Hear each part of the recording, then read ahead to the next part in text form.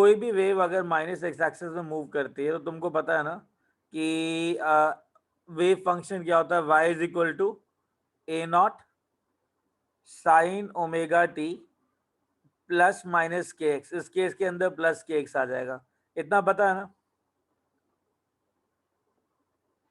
अब एक बार बताओ, partial differentiation with respect to अगर इसका x करूंगा तो क्या आएगा, डाउ वाई बाय डाउ एक्स क्या आएगा, a naught cos omega T plus k x और के से मल्टीप्लाई हो जाएगा, करेक्ट। डबल डिफरेंशियल करोगे तो तुम्हारे पास माइनस के स्क्वायर ए nought sine omega T plus k x आ जाएगा, यही आएगा। ये तो तुम्हारा था वो इनिशियल वेव फंक्शन था y। तो जो भी वेव फंक्शन होता है ना वो एक जनरल इक्वेशन फॉलो करता है, डाउ टू वाई बाय डाउ x square plus K square Y is equal to 0, जहां पे y वेव फंक्शन है। अब क्या हुआ, श्रोडिंगर ने बोला y की जगह साई एक वेव फंक्शन है और वो x एक्सिस की जगह मूव कर, x एक्सिस में नहीं मूव कर रहा है, वो 3 डायमेंशन में मूव कर रहा है। अगर वो 3 डायमेंशन में मूव कर रहा है तो इसी इक्वेशन को हम लोग एक्स्ट्रापोलेट कर सकते हैं to form D dow two Y dow two psi by डाउ एक्स स्क्वायर प्लस डाउ टू साई बाय डाउ वाई स्क्वायर प्लस डाउ टू साई बाय डाउ Z square plus K square psi is equal to 0। ये मैं matter wave के लिए लिख सकता हूं जो इलेक्ट्रॉन फॉलो कर रहा है हाइड्रोजन एटम के अंदर, गाइस लिख सकता हूं ये।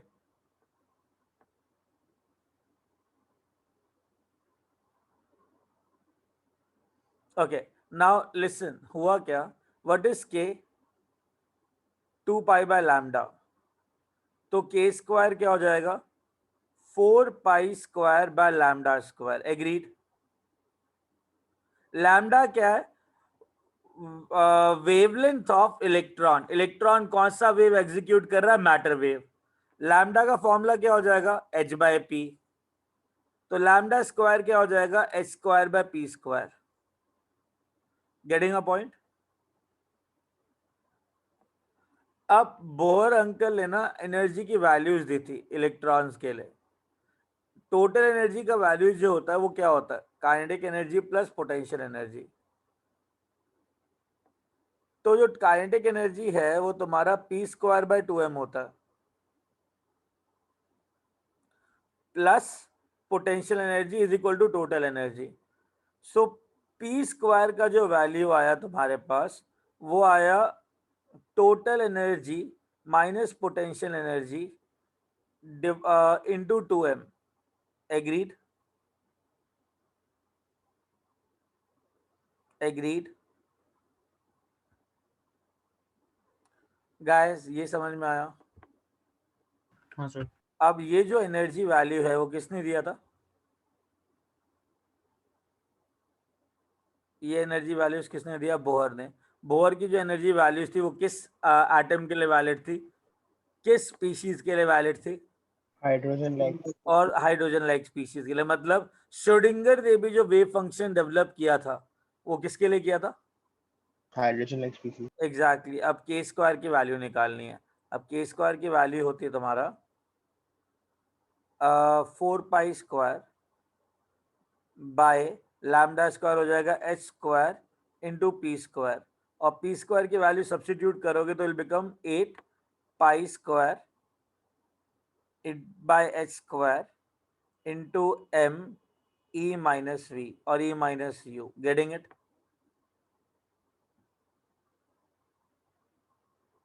हाँ, तो जो इक्वेशन श्रोडिंगर ने बनाई थी ना वो यही थी, डाउ टू साई बाय डाउ एक्स स्क्वायर प्लस डाउ टू साई बाय डाउ वाई स्क्वायर प्लस डाउ टू साई बाय डाउ Z square plus 8 pi square m E minus we और ई minus u by H square psi is equal to 0। Getting a point. Now understand one thing, ये जो equation Schrodinger ने बनाई, right, इस equation के बहुत अलग अलग रिप्रेजेंटेशन है। अगर मैं क्या करता हूं, डाउ टू साई, डाउ टू बाय डाउ एक्स स्क्वायर, डाउ टू बाय डाउ वाई स्क्वायर, डाउ टू बाय डाउ जेड स्क्वायर बाहर निकाल लूं तो मेरे पास आ जाएगा डाउ टू बाय डाउ एक्स स्क्वायर प्लस डाउ टू बाय डाउ वाई स्क्वायर प्लस डाउ टू बाय डाउ जेड स्क्वायर। ये ऑपरेटर लग रहा है साई के ऊपर, plus 8 pi square m E minus v by H square psi is equal to 0। Getting a point? ये जो ऑपरेटर है ना, इसको डेल स्क्वायर कहते हैं। Del square psi plus 8 pi square m ई माइनस वी या e minus u by H square psi is equal to 0 and इसे Laplace operator बोला जाता है। क्या बोलते हैं इसको? क्या बोलते हैं इसको? Laplace operator. लैप्लास ऑपरेटर, ठीक है। अब लैप्लास ऑपरेटर, हाँ, अब लैप्लास ऑपरेटर के ऊपर इन्होंने और एक्सपैंड किया, ठीक है। Del square psi plus 8 pi square m by H square e psi minus 8 pi square m by H square u psi is equal to 0। ये टर्म और ये टर्म ये इस साइड लेके गया तो ये आ जाएगा 8 pi square m e psi by H square is equal to 8 pi square m u psi by H square minus del square psi. उसके बाद 8 pi square h square 8 pi square m by H square से divide कर दो तो तुम्हारे पास आ जाएगा e psi is equal to u psi minus del square by 8 pi square m ऊपर h square and then Sai.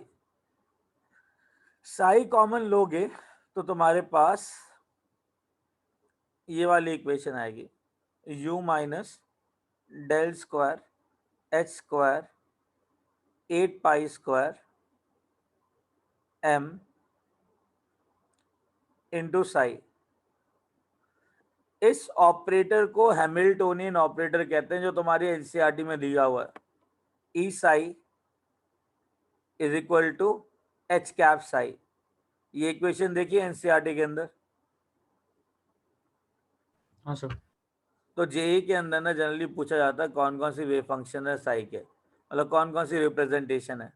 तो सीन क्या है, तुमको ये रिप्रेजेंटेशन भी पता होना चाहिए, लैप्लास वाला भी रिप्रेजेंटेशन पता होना चाहिए कि यार ये भी ये भी एक रिप्रेजेंटेशन होता है। एंड सबसे पहला जो उसने डिराइव किया ये वाला, ये भी पता होना चाहिए। Getting it? तो ये तीनों सेम रिप्रेजेंटेशन है एक पर्टिकुलर वेव फंक्शन के। Getting a point?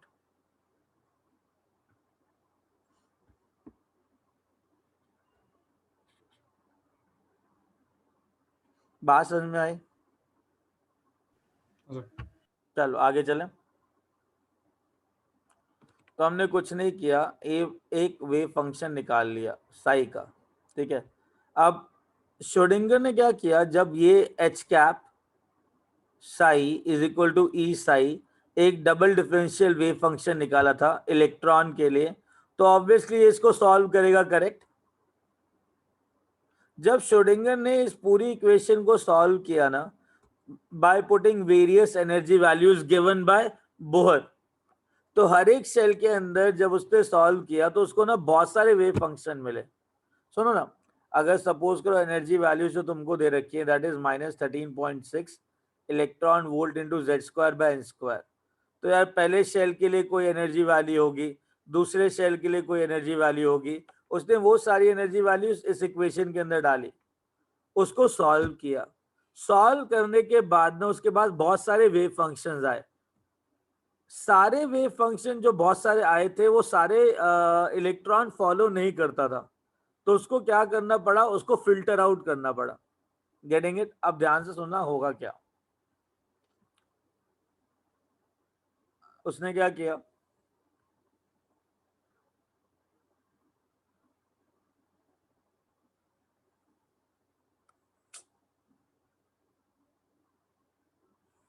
ओके उसने क्या किया,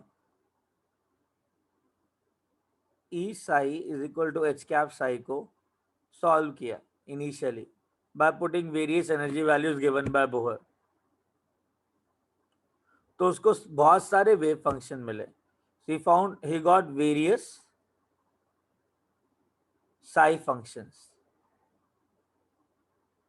ठीक है, सारे वेव फंक्शन ना इलेक्ट्रॉन को रिप्रेजेंट नहीं कर रहे थे, तो उसने ना कुछ फिल्टरिंग कंडीशन डाली। फिल्टरिंग कंडीशन कौन कौन सी थी, कि psi should have single value.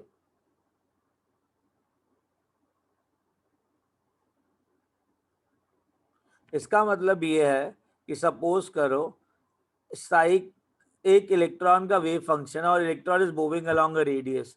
तो कभी ऐसा हुआ है क्या कि एक इलेक्ट्रॉन मूव कर रहा है, सडनली दो में स्प्लिट हो गया, कि एक ही रेडियस पे उसी इलेक्ट्रॉन की तुमको दो वैल्यूज मिल रही हैं? ऐसा हुआ है क्या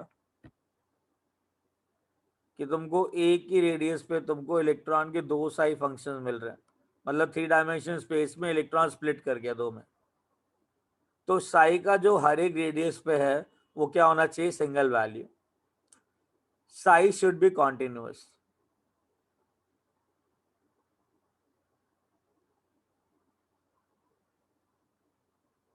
ऐसा नहीं होना चाहिए कि यार इलेक्ट्रॉन आ रहा है आ रहा है आ रहा है, सडनली गायब हो गया, वापस से आ गया।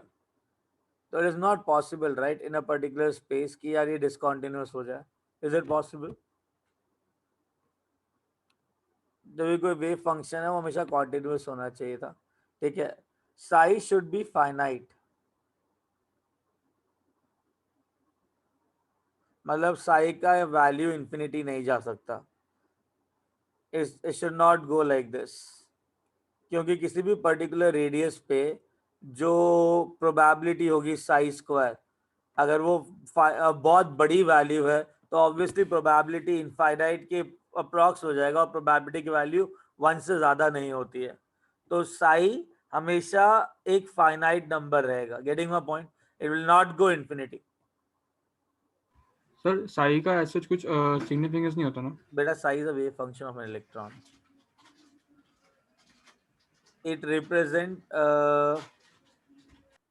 the, not exactly the motion but the distribution of probabilities inside 3 dimension space. ठीक है। Getting it? It represents the distribution of probabilities, how the probability is getting distributed in a particular region. So that is how it is representing here. Like what, now understand one thing. इसके बाद क्या होगा, psi should be finite, psi should be continuous, psi should have a single value. और एक और main चीज है कि साई स्क्वायर का integration with respect to volume, जहां वॉल्यूम 0 से इंफिनिटी हो, मतलब तुमने न्यूक्लियस से लेके इनफाइनाइट तक उस पर्टिकुलर इलेक्ट्रॉन का वेव फंक्शन को इंटीग्रेट किया, तो तुमने सारे साई स्क्वायर की वैल्यूज ऐड करी कि नहीं करी? साई स्क्वायर का मतलब प्रोबेबिलिटी होता है, तो summation of probabilities of electron in infinite region कितना आएगा? तुमने कोई भी ऐसा रीजन नहीं छोड़ा obviously. Total summation of probabilities कितना आता है to find an electron? 1। Getting it?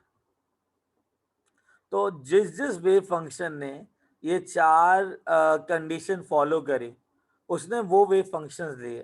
So that is the Sai function, जिसको उसने आइगन्स फंक्शन बोला। What are Eigen's function? Wave function followed by electron, which represent electron.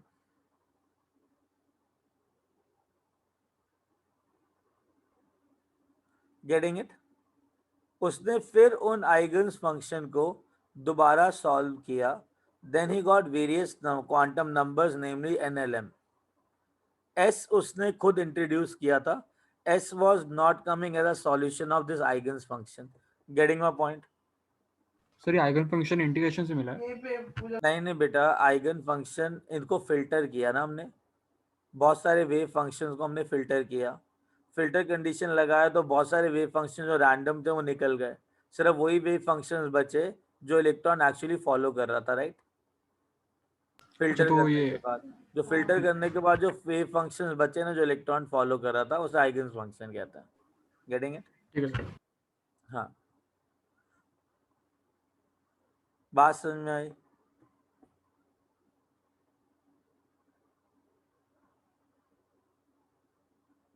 Guys समझ में आई बात? Okay, great. Shall we move ahead now? आगे चलें. इसमें से जो भी चीजें समझ में आई लिख लिया. प्लीज ये 4 फिल्टरिंग कंडीशन जरूर लिख लेना, है ना? अच्छा एक बात बताओ, कॉन्टिन्यूटी किसी भी कर्व का कॉन्टिन्यूटी देखने के लिए क्या करना पड़ता है भाई? ये कर्व कॉन्टिन्यूअस है कि नहीं, मैं जस्ट पूछ रहा हूँ. I have a doubt in that. मैं बहुत टाइम से मैथ्स करी नहीं है बेटा. ग्राफ में ये कर्व कॉन्टिन्यूअस है कि नहीं? ओके, कॉन्टिन्यूअस है. डन. चलें आगे. चलें रब दिस.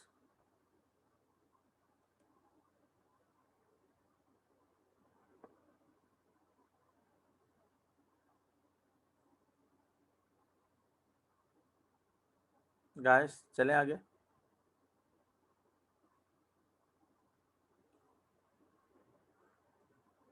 हाँ, डिफरेंशिएबिलिटी का भी कंडीशन होना चाहिए था. ठीक है. Now understand one thing.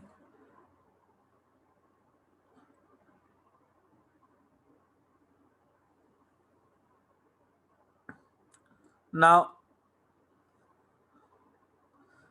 जब साई आया ना, साई हमारे पास वेव फंक्शन आया, तो हमें पता है कि यार वेव फंक्शन ना is a function of x y and z coordinates, जिनको हम कार्टेशियन कोऑर्डिनेट्स भी कहते हैं, right?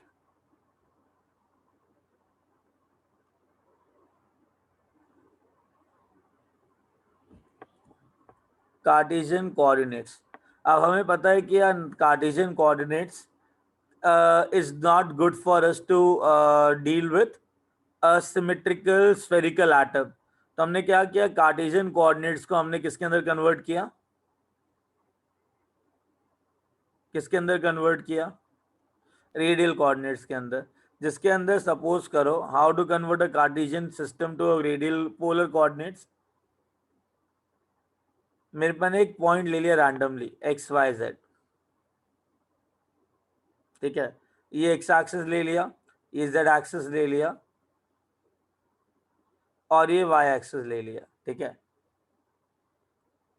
And this was a particular point.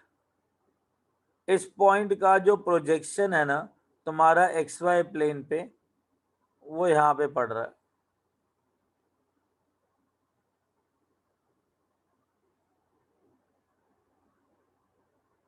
ये थीटा एंगल है और ये फाई एंगल है. नहीं बेटा, जेड अत्थर इधर आएगा, जेड उधर ही आएगा जहां लिखा है. लिसन, अगर ये पॉइंट है तो न्यूक्लियस से इसका डिस्टेंस जो हो गया, let's say it is r, radial vector. तो चले say z will become equal to r cos theta. Z का प्रोजेक्शन इधर कितना आ जाएगा, और इसी आर का प्रोजेक्शन एक्स वाई प्लेन में, अगर ये आर कॉस थीटा आ गया तो ये क्या होगा,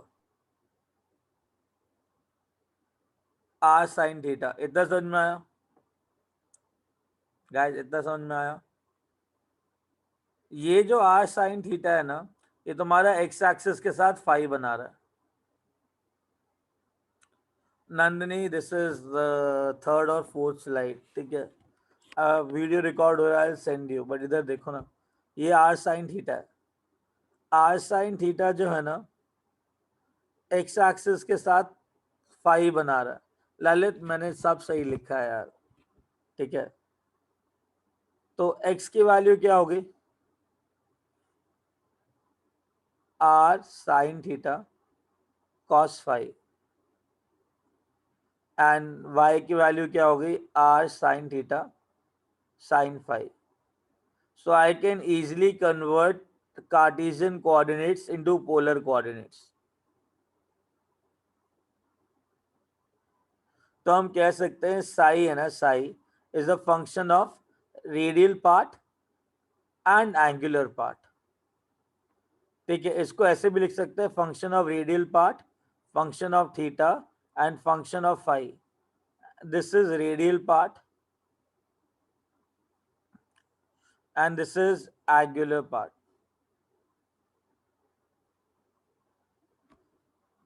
Getting a point? अब सुनना ध्यान से, एफ को ना कैपिटल आर भी लिखा जाता है काफी रिप्रेजेंटेशन में, इस एफ को ना अल्फा लिखा जाता है काफी रिप्रेजेंटेशन में, इस एफ को बीटा लिखा जाता है काफी रिप्रेजेंटेशन में। तो ये भी चीज सही है, ये भी चीज सही है, रिप्रेजेंटेशन का फर्क है बस। नाउ अंडरस्टैंड दैट जो रेडियल पार्ट है ना, it is a function of, it gives you और it depends on two quantum numbers, that is n and l. इन दो क्वांटम नंबर पे रेडियल पार्ट डिपेंड करता है। थीटा वाला पार्ट तुम्हारा एल और एम पे डिपेंड करता है, और जो फाई है ना, जो ओरिएंटेशन वाला पार्ट है, इट डिपेंड्स ऑन एम। तो ये चीज तुमको पता होना चाहिए, understood? Angular part broadly is a function of l and m, and radial part is a function of n and l. अब इसको कैसे यूज करना है बताता हूँ, इतना हो गया।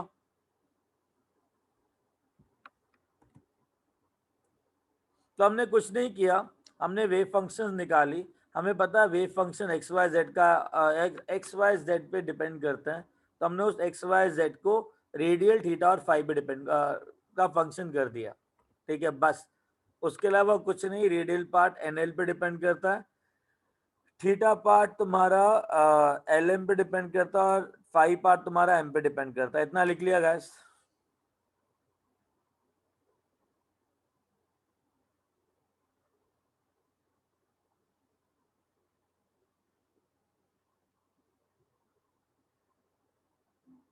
Okay. Now listen, how is actually depends. ठीक है,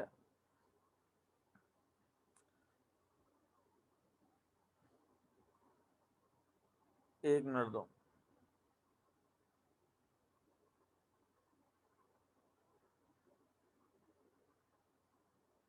okay,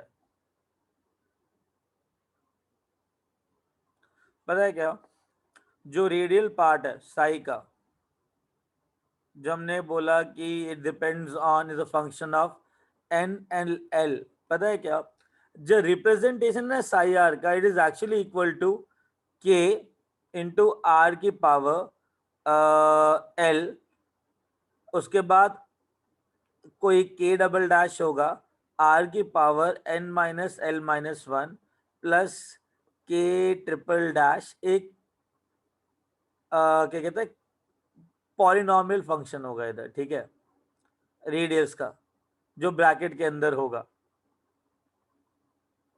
now understand one thing, जो चीज ब्रैकेट के अंदर होती है उसका जो रेडियस का पार्ट होता है ना, उसका जो हाईएस्ट पावर होता है, that is N minus l minus one, और जो चीज कॉमन आ रही है पूरे एक्सप्रेशन में रेडियस का पार्ट, उसका जो हाईएस्ट पावर होता है, उसका हाईएस्ट पावर होता है एल। Getting it? अगर तुमको ये एल और एन माइनस एल कोई भी रेडियल पार्ट दिया हो ना, तुम बस रेडियल पार्ट देख के ये बता सकते हो कि किस ऑर्बिटल को बिलोंग करता है वो। Getting a point? कि किस ऑर्बिटल को तुम्हारा रेडियल पार्ट बिलोंग करेगा, तुम बता सकते हो उसको। अथर 2 मिनट दे, मैं बताता हूँ कैसे बनाना है इसको। 2 मिनट में तेरे को बताता हूँ करना है कैसे इसको, ठीक है। ओके सर के ट्रिपल डैश के बाद क्या लिखूं? कुछ नहीं लिखा, ब्रैकेट क्लोज कर दिया होगा। आर की 2 टर्म ली मैंने, बस ये बताना कि एक पॉलिनॉमियल इक्वेशन है और एक तुम्हारा आर की पावर कॉमन आ रही है बाहर, बस उसके अलावा कुछ नहीं। ठीक ठीक है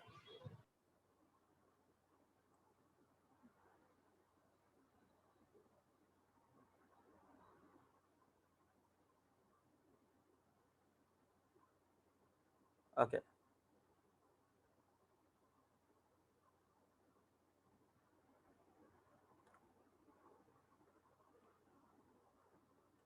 ओके देखो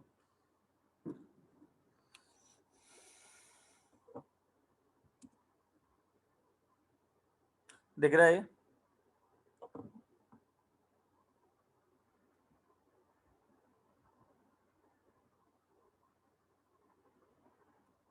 ये वो चीज है जो श्रोडिंगर ने निकाली थी। ठीक है, श्रोडिंगर ने जो साई वैल्यूज निकाली थी ना इलेक्ट्रॉन के लिए, दीज आर दो साई वैल्यूज। ठीक है, दिख रही है ये? हाँ, अब देखो चक्कर क्या है, मैंने क्या कहा था, जो साई है ना psi, it actually is a function of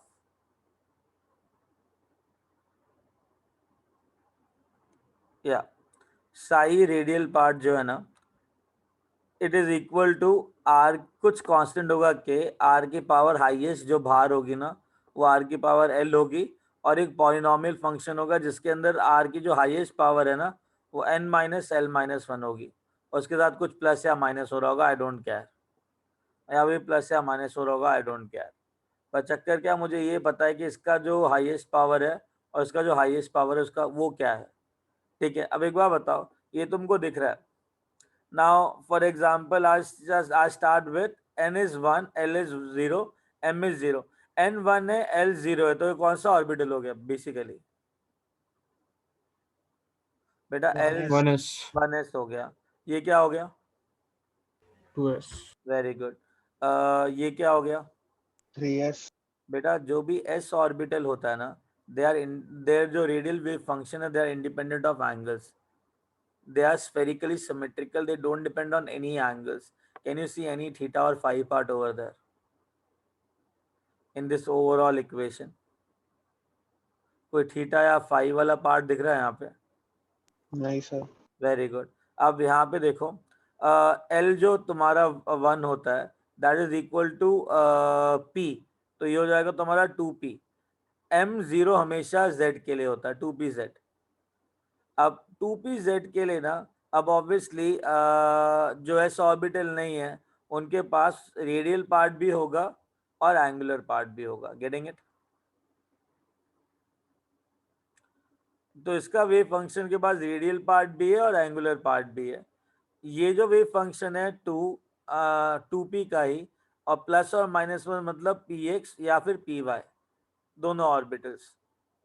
अब इन दोनों ऑर्बिटल्स का देख लो, ये वाला पार्ट हो गया तुम्हारा एंगुलर और रेडियल, ये वाला पार्ट हो गया एंगुलर। कोई डाउट? कोई डाउट गाइस? कोई डाउट इसके अंदर? नहीं सर। ओके अथर, मैंने ये बोला कि अगर एस ऑर्बिटल को देखोगे ना, तो एस ऑर्बिटल का जो वेव फंक्शन है उसमें तुम्हें सिर्फ रेडियल वाला पार्ट दिखेगा, कोई थीटा या फाई नहीं दिखेगा। और अगर तुम पी डी या फिर एफ वाला देखोगे, उसके अंदर तुम्हारा एक ऐसा पार्ट होगा जो रेडियस पे डिपेंड कर रहा होगा, function of radius, and also depend on angle, तो उसका एंगुलर पार्ट भी होगा और रेडियल पार्ट भी होगा।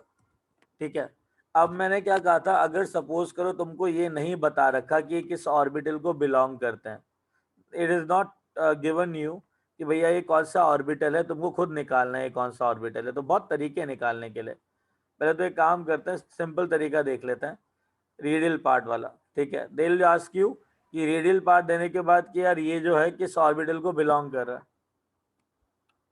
ठीक है सर, इसमें थीटा और गामा जो है वो थीटा एक्स से है और गामा जेड से है ना एंगल? हाँ, ठीक। 1 सेकेंड दोबारा बोल, थीटा क्या है? थीटा एक्स एक्सिस से एंगल और नहीं, z एक्सिस है बेटा, theta is an angle with respect to z axis, correct.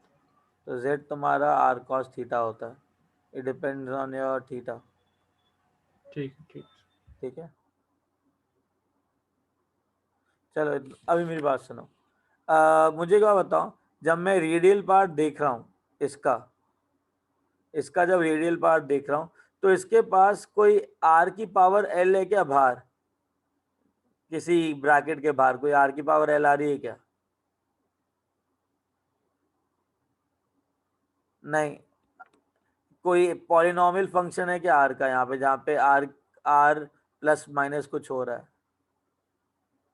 मैं इस 1s की बात कर रहा हूँ, ऐसा हो रहा है क्या यहाँ पे, दिख रहा है तुमको? हाँ, तो एक बार बताओ, इसके अंदर L भी 0 हो गया बिकॉज ये वाला पार्ट नहीं है, और ये वाला पार्ट भी नहीं है, तो n माइनस एल माइनस 1 भी 0 हो गया। L 0 मतलब s, अगर मैं L 0 यहाँ पुट करूंगा n इज इक्वल टू 1, तो ये 1s हो जाएगा। Getting it? Getting it? इसको देखो, इसके अंदर तुमको ये वाला पार्ट दिख रहा है क्या, r की पावर कॉमन है और बाहर आ रही है किसी पॉलिनॉमियल फंक्शन पे, ऐसा कुछ दिख रहा है क्या? इधर कोई r की पावर कॉमन है क्या किसी ब्रैकेट के बाहर, दिख रहा है क्या? नहीं ना, तो l कितना हो जाएगा, 0। अगेन ये s ऑर्बिटल हो गया, और ये पॉलिनॉमियल फंक्शन है जिसमें r की हाईएस्ट पावर 1 है, जिसमें ब्रैकेट के अंदर r प्लस या माइनस हो रहा है। आई डोंट केयर प्लस हो रहा है माइनस हो रहा है, मुझे पता है हाईएस्ट पावर 1 है, तो मतलब n minus l minus 1 is equal to 1 होगा। l को 0 पुट किया तो n की वैल्यू क्या आई, 2, तो ये 2s ऑर्बिटल रिप्रेजेंट करता है। कोई डाउट? अब ये वाला एक्सप्रेशन देख लो, तुमको इस एक्सप्रेशन के अंदर कोई r की पावर बाहर दिख रही है क्या?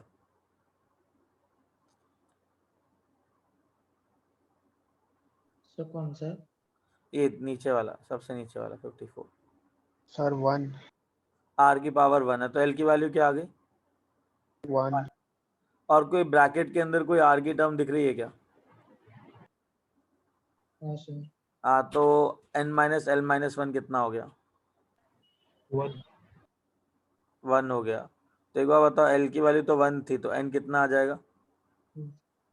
3 L1 क्या होता है, कौन सा ऑर्बिटल रिप्रेजेंट करता है, l is equal to 1, p। P तो किस ऑर्बिटल का वेव फंक्शन होगा? 3p बात समझ में आई? Getting it? Getting it guys? एक और बात सुन लो, थोड़ा सा ना और कंसंट्रेट करो इधर। ये रूट 2 ना, ये रूट 2 मैं इसको निकाल रहा हूँ यहाँ से, और रूट 2 को यहाँ डाल रहा हूँ। Getting it? ये इसका एक्चुअल में एंगुलर पार्ट होता है, ये इसका एक्चुअल में एंगुलर पार्ट होता है, ये इसका रेडियल पार्ट होता है। तो दोनों इक्वेशन का जो रेडियल पार्ट है वो सेम है कि अलग है? अगर दोनों इक्वेशन का रेडियल पार्ट सेम है तो दोनों और तीनों ऑर्बिटल्स के लिए रादर, बिकॉज ये 3 ऑर्बिटल्स हैं, एक 3pz है, एक 3px और एक 3py है, तीनों ऑर्बिटल का रेडियल फंक्शन क्या है, रेडियल पार्ट सेम है, करेक्ट? करेक्ट? हाँ सर। मतलब रेडियस के अलोंग जो प्रोबेबिलिटी मिलनी चाहिए वो तीनों ऑर्बिटल्स में सिमिलर रहेगी, मतलब रेडियस के अलोंग तीनों ऑर्बिटल का शेप सिमिलर रहेगा, डिस्ट्रीब्यूशन इक्वल रहेगा। और पता है क्या मजे की बात, रेडियल नोड क्या होता है, the radius eight which the probability of finding electron is 0, correct? Correct? हाँ सर अगर सपोज करो ये तुम्हारा px है, 1 सेकेंड, ये तुम्हारा px है, ये तुम्हारा py है, तो तीनों का जो शेप होगा ना वो एग्जैक्टली सेम होगा with respect to nucleus, because radial part सबका सेम है। तो ये जो प्रोबेबिलिटी डिस्ट्रीब्यूशन है ना, हर जगह सेम रहेगा, हर जगह। Getting it? हर जगह it is symmetrical along the nucleus. तो spherically it is very symmetrical और रेडियस के अलोंग हर जगह सिमिलर प्रोबेबिलिटी रहेंगी। अगर ये कहता है इस पॉइंट पे जो पॉइंट इक्वल डिस्टेंस पे लाई कर रहा है, फॉर एग्जाम्पल इस रेडियस पे देख लो, ठीक है, इस रेडियस पर यहाँ पे एक प्रोबेबिलिटी है, यहाँ पे एक प्रोबेबिलिटी है, यहाँ पे एक प्रोबेबिलिटी है, तो हर एक इन दोनों की प्रोबेबिलिटी एक्चुअली इक्वल रहेगी बिकॉज रेडियस कहता है। Getting it? तीनों का रेडियल पार्ट सेम है, पार्ट में तो रेडियल पार्ट अगर सेम है तो रेडियस के अलोंग जो प्रोबेबिलिटी डिस्ट्रीब्यूशन होगा वो सेम रहेगा कि अलग अलग रहेगा? सेम रहेगा। अब पता है क्या, एक चीज होती है रेडियल नोड, इन तीनों का रेडियल नोड भी सेम रहेगा, करेक्ट? मतलब तीनों ऑर्बिटल एक ऐसा नोड रेडियल, एक ऐसा स्फेरिकल रीजन फॉलो करेंगे और तीनों के पास एक ऐसा स्फेरिकल रीजन होगा जिस स्फेरिकल रीजन पे प्रोबेबिलिटी ऑफ फाइंडिंग इलेक्ट्रॉन क्या हो? 0. और इस पर्टिकुलर चीज को क्या बोलते हैं? इस पर्टिकुलर, रेडियल नोड। हाँ, अंडरस्टूड। सो ये चीज तुम्हारा रेडियल नोड है और ये रेडियल नोड कॉमन है तीनों ऑर्बिटल के लिए क्योंकि रेडियल पार्ट सेम है। समझ में आई बात? अगर तुमसे कोई पूछे कि 3p सबशेल के अंदर, 3p सबशेल के अंदर कितने रेडियल नोड हैं, तो लोगों को लगता है यार 3p x ऑर्बिटल है, 3p y ऑर्बिटल है, 3p z ऑर्बिटल है, तो यार n minus l minus 1 radial node का फॉर्मूला होता है, n 3 हो गया, l 1 है और 1 कर दो तो तुम्हारे पास एक रेडियल नोड आएगा। तो एक रेडियल नोड इसका, एक इसका, एक इसका, तो टोटल रेडियल नोड 3। ऐसा नहीं है, वो जो एक रेडियल नोड है ना वो तीनों के लिए क्या है? सेम। हाँ, तो इस सबशेल के लिए जो रेडियल नोड आएगा कितना आएगा? एक ही आएगा। Getting it? बस बात समझ में आई तुमको? Yes sir. और रेडियल नोड पता लग गया कैसा दिखता है? It is a spherical region जहाँ पे प्रोबेबिलिटी ऑफ फाइंडिंग इलेक्ट्रॉन 0 होता है। अंडरस्टूड?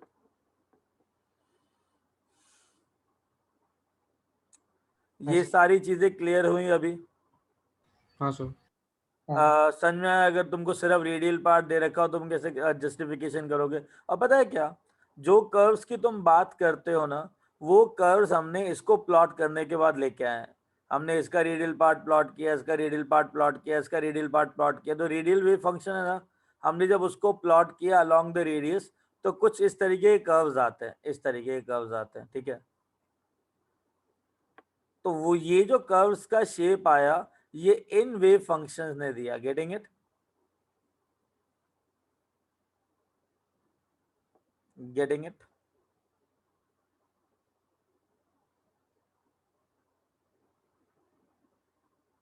Guys, समझ में आया?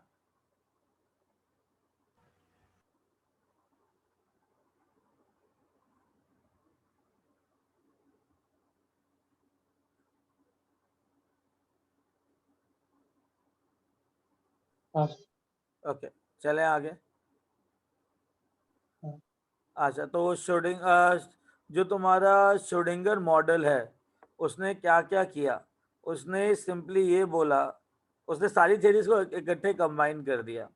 बोहर के एनर्जी वैल्यूज ले लिए, डी ब्रॉगली का मैटर वेव डुअलिटी ले लिया कि हाँ electron is behaving like a wave, Heisenberg uncertainty principle ले लिया कि यार according to Heisenberg uncertainty principle मैं ना एग्जैक्ट पोजीशन तो वेव की कैलकुलेट नहीं कर सकता हूँ, बट हाँ मैं ये बता सकता हूँ कि इस रीजन पे उस वेव का प्रेजेंट होने का कितना प्रोबेबिलिटी है।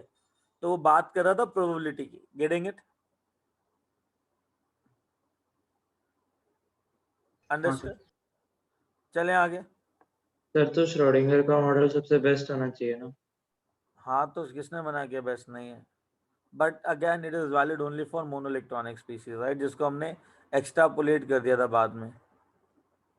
हाँ सर। ठीक है, it is valid for monoelectronic species जिसको हमने बाद में दोबारा से एक्सट्रापोलेट कर दिया था। श्योर। अच्छा, I very well know that कि तुम लोगों को ना क्वांटम नंबर्स में कोई दिक्कत नहीं है। दिक्कत कहाँ है? इनकी कैलकुलेशन में रेडियल नोड क्या है, क्या नाम है, नोडल प्लेन्स कैसे आते हैं, इजंट इट? हाँ बस आई नो दैट थिंग, ठीक है। तो एक काम करते हैं, will directly jump to that particular point. इतना समझ में आया? और पता है हाँ क्या, सर। अगर मैं एंगुलर पार्ट को प्लॉट करूंगा, ये जो एंगुलर पार्ट है ना, ये वाले डिफरेंट डिफरेंट एंगुलर पार्ट्स जो है हमारे पास, this angular part, this angular part, this angular part कहाँ गया, this angular part, so I'll be getting the shape of orbitals. Sir 2pz का एक्सप्लेन कर दो। 2pz, ये 2pz है, ठीक है भूषण, ये सिर्फ थीटा पे डिपेंड कर दो, ये z होगा, ठीक है। अब n माइनस l माइनस 1 देख ले। एक बार बता, इसके अंदर कोई पॉलिनोमियल फंक्शन है क्या जिसके अंदर ब्रैकेट r प्लस माइनस में हो? अनुभव, इसके अंदर इस फंक्शन के अंदर कोई ऐसा है क्या रेडियस का प्लस माइनस कुछ कांस्टेंट हो रहा हो, कोई ऐसा, कोई इस टाइप का तुमको फंक्शन दिख रहा है क्या 2pz के अंदर? नहीं है ना? तो shall I say that n minus l minus 1 इसकी पावर 0 होगी। अब दूसरी चीज, इसके अंदर एक रेडियस वाला पार्ट है जो ऐसे ही पड़ा हुआ है, ब्रैकेट वाला पार्ट नहीं है, तो इसका पावर 1 है, तो l की पावर क्या होगी? 1। हाँ, तो अगर 1 आ गया ना उससे, तो ये हो गया p ऑर्बिटल। l को 1 डाला तो n इज इक्वल टू 2 आ गया, तो हो गया खत्म। m is 0 for z always, always, always. I'll just tell you one more thing here कि अगर तुमको कोई दिक्कत है ऑर्बिटल्स के अंदर ना कि m की वैल्यू कैसे असाइन करोगे, तो ये p ऑर्बिटल ले लो और p सबसे ले लो और ये d सबसे ले लो, ठीक है। f तो है ही नहीं तुम्हारे करिकुलम में, चिल आउट। p के अंदर तुम्हारा pz होता है, px होता है एंड py होता है। d के अंदर तुम्हारा dz स्क्वायर होता है, dxz होता है, dyz होता है। तुम्हारा d x square minus y square होता है और डी जेड स्क्वायर होता है, डी एक्स वाई होता है, ठीक है। अब सीन क्या है, जिस भी ऑर्बिटल के अंदर z कंपोनेंट ज़्यादा होगा ना, उसका m वैल्यू 0 या फिर 0 से कम डेविएट करेगा। अब चक्कर क्या है, pz के अंदर z कंपोनेंट है, तो उसका जो m वैल्यू है ना, इट इज असाइंड एज 0। अब px और py इस z एक्सिस से दोनों 90 डिग्री पे हैं, तो दोनों का जो डिस्टेंस है इस z एक्सिस से एंगल वाइज दोनों का सेम है। तो अगर px प्लस 1 हुआ तो py माइनस 1 हो जाएगा, और अगर px माइनस 1 हुआ तो py प्लस 1 हो जाएगा। तो these m value doesn't depend on they are not fixed, but pz is 0 always। अब इसके अंदर dz square is oriented along the z axis, जो भी ऑर्बिटल z एक्सिस के अलोंग ओरिएंटेड रहता है ना, उसका m वैल्यू 0 रहता है।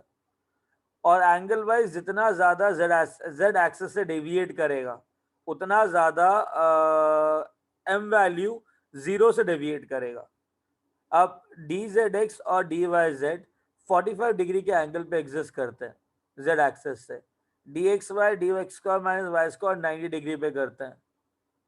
तो dzx और dyz के अंदर जो डेविएशन होगा 0 से वो कम होगा, और m वैल्यू ज्यादा डेविएट करेगा dx square minus y square और dxy के अंदर। तो ये हो जाएगा तुम्हारा +1 -1, या फिर ये -1 ये +1, ये -2 ये +2, या फिर ये -2 ये +2, बट dz स्क्वायर हमेशा 0 रहेगा। Getting it?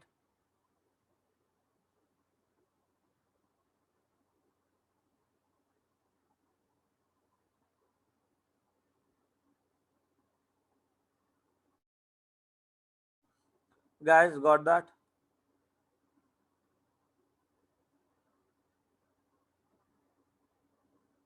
ग्रेट, चलो हटाऊं इसको।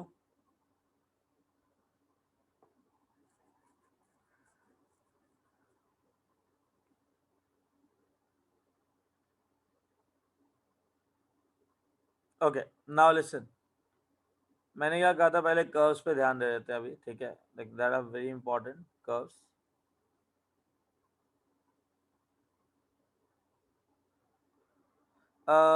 रेडियल वेव फंक्शन कर्व्स, मुझे पता है रेडियल पार्ट क्या होता है, साई आर, किस श्रोडिंगर वेव फंक्शन का जो रेडियल पार्ट है साई आर है, इसे रेडियल वेव फंक्शन कहते हैं, ठीक है। अब देखो यार, पहली चीज तो ये समझ लो, साई रिप्रेजेंट क्या करता है, what is it represent?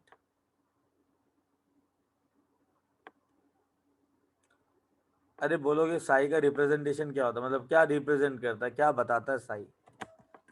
Sai wave function है ना, क्या बताता है इलेक्ट्रॉन के बारे में?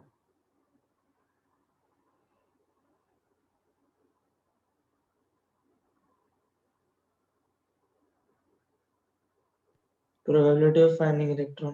साई नहीं बताता, साई कभी भी प्रोबेबिलिटी नहीं बताता।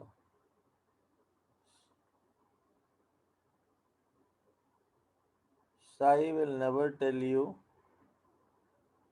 The probability. साई बताता क्या? सही, एक मिनट। देखो psi, it is just a wave function, it is just हाँ, wave function. An amplitude function, ठीक है, amplitude function. It doesn't represent anything physically. It doesn't represent anything physically.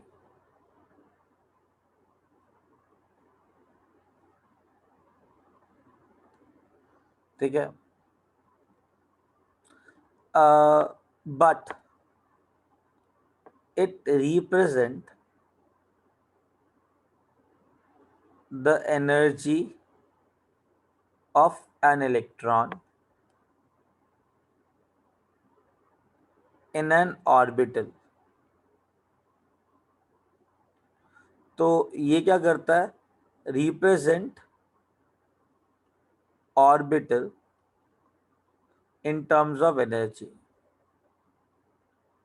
Of its energy, सिर्फ energy की बात करता है वो, और कुछ नहीं। Getting it? और अगर सॉल्व करोगे, solution of Sai gives NLM, it gives NLM बस, और कुछ नहीं बताएगा ये। Getting it? तो साई क्या रिप्रेजेंट करता है, सिर्फ एनर्जी बताता है इलेक्ट्रॉन का, वो भी एक ऑर्बिटल में। अगर एक इलेक्ट्रॉन एक पर्टिकुलर ऑर्बिटल में मूव कर रहा है, ऑर्बिटल की एनर्जी क्वांटाइज्ड होती है, फिक्स्ड होती है। तो जब तक वो इलेक्ट्रॉन उस ऑर्बिटल में मूव कर रहा है, ना तो वो एनर्जी गेन करेगा ना तो एनर्जी लूज करेगा। वो जो एनर्जी है ना उस ऑर्बिटल की, वो कौन बताएगा? साई। बात समझ में आई? बात समझ में आई? सिंपल लैंग्वेज के अंदर साई सिर्फ एनर्जी बताएगा। Got it? Great. Tell me one thing, psi square क्या बताता है? साई स्क्वायर क्या होता है guys? What is psi and psi, what is psi square? Mod of psi square लिखते हैं।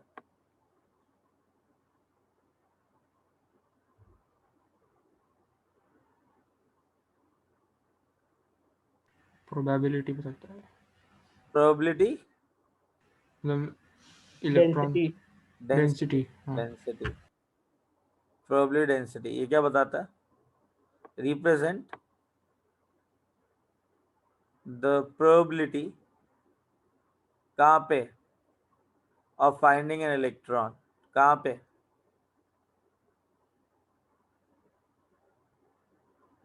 वेयर? कहाँ बताएगा? डिस्टेंस आर कोई। Eight a point of volume dV। बस, भाड़ में जा सब कुछ। कि न्यूक्लियस है, इधर एक पॉइंट है जिसका वॉल्यूम dV है, इस पॉइंट पे प्रोबेबिलिटी कितनी है? Psi square. इसलिए इसको प्रोबेबिलिटी डेंसिटी कहते हैं, वो पॉइंट पे बताता है। At a point whose volume is dv, मतलब पॉइंट ही हो गया, एक रीजन जिसका वॉल्यूम dv है, तो मतलब पॉइंट की बात कर रहा है वो। बात समझ में आ रही है हाँ गाइस? सर। Very good. और कुछ नहीं बताएगा, सिर्फ एक पॉइंट की बात कर रहा है वो। अब जब रेडियल पार्ट की बात करोगे, मुझे पता है साई के पास दो पार्ट होते हैं, एक तो होता है रेडियल, एक होता है एंगुलर। अब मैं रेडियल पार्ट को अलग से ले रहा हूँ, ठीक है। आई गेस साई आर, ये तुम्हारा रेडियल वेव फंक्शन है, मतलब साई के जो रेडियल पार्ट है ना, मैं उसको प्लॉट कर रहा हूँ, जो कि फिजिकली मुझे कुछ नहीं दे रहा, मुझे एनर्जी बताएगा इलेक्ट्रॉन की अलोंग द रेडियस, मतलब एनर्जी रिप्रेजेंट करेगा एक एटॉमिक ऑर्बिटल की, बाकी कुछ नहीं। अलोंग द रेडियस, बिकॉज ये रेडियल पार्ट है, ठीक है। और अब ना समझ लो एक जुगाड़ है बहुत अच्छा वाला, ठीक है। क्या है उसमें, जो एस ऑर्बिटल होता है ना, एस ऑर्बिटल, उसका जो साई फंक्शन है ना, हमेशा एक हायर वैल्यू से शुरू होता है। It always started from a higher value, psi r, getting a point, and then it goes to a lower value. जब भी तुम्हारा रेडियल नोड आएगा, what is the formula of radial node, n minus l minus 1। तो किसी भी orbital के लिए अगर रेडियल नोड आएगा, फॉर एग्जांपल 3s ले लो, 3 माइनस 0 माइनस 1, तो दो रेडियल नोड आएंगे। अगर दो रेडियल नोड आएंगे ना, तो हर एक रेडियल नोड एक ऐसा पॉइंट होता है जिसमें रेडियल वेव फंक्शन अपना एम्पलीट्यूड साइन चेंज करता है, मतलब पॉजिटिव से नेगेटिव जाता है, नेगेटिव से पॉजिटिव जाता है। तो अपना जो एम्पलीट्यूड वाला जो साइन है ना, वो चेंज करेगा रेडियल पार्ट ना। अगर ऐसा है तो मैं 1s, अगर मैं 1s की बात करूं, देखो यार, जो ऑर्बिटल जहां से शुरू होता है ना, फॉर एग्जांपल S1 से स्टार्ट होता है, तो 1s 2s 3s 4s, P2 से स्टार्ट होता है, तो 2p 3p 4p 5p 3d 4d 5d 6d, and F4 से स्टार्ट होता है। जो चीज जहां से स्टार्ट होती है ना, वहां पे जो रेडियल नोड होता है वो जीरो होता है। तुम निकालोगे ना फॉर्मूला से, तो रेडियल नोड यहाँ पे जीरो होगा, और एक एक करके आगे बढ़ते रहोगे तो रेडियल नोड एक एक बढ़ता जाएगा। तो 1s से स्टार्ट होता है, तो 1s पे 0, 2s पे 1, 3s पे 2, 4s पे 3, ये याद रहेगा, या तो डायरेक्ट फॉर्मूला डाल दो, इतना याद रहेगा। हाँ हाँ सर। सर, याद रहेगा। हाँ चलो ग्रेट। अब जहाँ जो ऑर्बिटल जहाँ से स्टार्ट होता है, वहाँ पे आ, उस पॉइंट पे रेडियल, उस ऑर्बिटल का रेडियल नोड जीरो होता है। अब सोचो, मैंने 1s के लिए साई आर बनाना है, मैंने 2s के लिए साई आर बनाना है। मैंने क्या कहा था, रेडियल नोड एक ऐसा रीजन है जहाँ पे अपना जो साई आर वैल्यू है ना, वो अपना एम्पलीट्यूड चेंज करता है। मैंने क्या कहा था, एक हायर वैल्यू से शुरू करोगे और जीरो तक लेके जाओगे, मतलब इन्फिनिटी पे वो जीरो मिलेगा। तो अलोंग द रेडियस लिया, हायर वैल्यू से लिया तो कम होती गई, कम होती गई, जब इनफाइनाइट हो गया तब जाके ये जीरो पे टच करेगा। Again psi r higher value से शुरू होगा। अब पॉजिटिव एम्पलीट्यूड है, इसके पास एक रेडियल नोड है, तो वैल्यू कम होता रहेगा, कम होता रहेगा, कम होता रहेगा, एक पॉइंट आएगा जहाँ पे पॉजिटिव से नेगेटिव जाएगा, उसके बाद फिर इन्फिनिटी पे जीरो जाएगा। तो ये एक पॉइंट है जहाँ पे एम्पलीट्यूड पॉजिटिव से नेगेटिव चेंज हुआ, और ये एक रेडियल नोड हो गया। Getting it? सर 2s का फिर से बताइए। एक काम करूँ, नया पेज करते हैं, ठीक है, because I require more space, तो I will tell you in that.